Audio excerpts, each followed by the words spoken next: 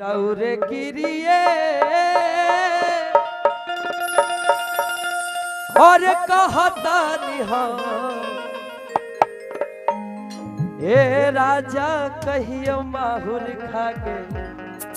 मर जाए और कि पियल न छोड़ब त कुछ हो कर जाए है ना। इसलिए ये सब चीज को समझिए। ले ले बाप रे बाप एकदम आप भी तैयार हैं। अरे गिराऊ रे गिरिए कहता निहार राऊ रे गिरिए कहता निहार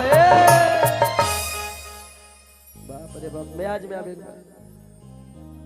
हरि गिराऊ रे गिरिए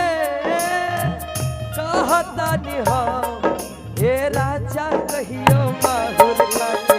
मर जाए पियल ना छोड़बा त कुछ हो कर जाए हे राजा कहियो माहुर खाके मर जाए पियल ना छोड़बा त कुछ हो कर जाए।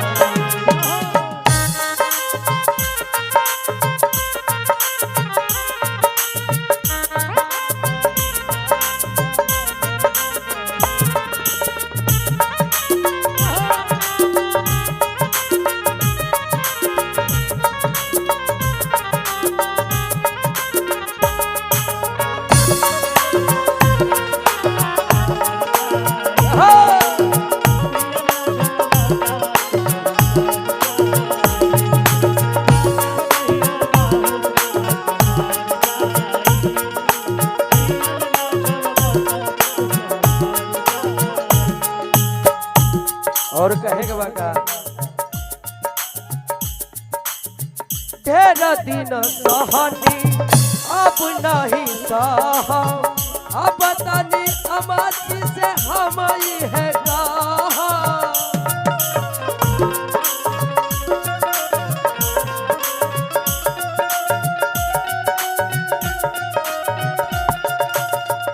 ढेर दिन सहनी अब नहीं साहब अब तारे रोज है पिकया माची से काम चुप नहीं रहा यह जे जाती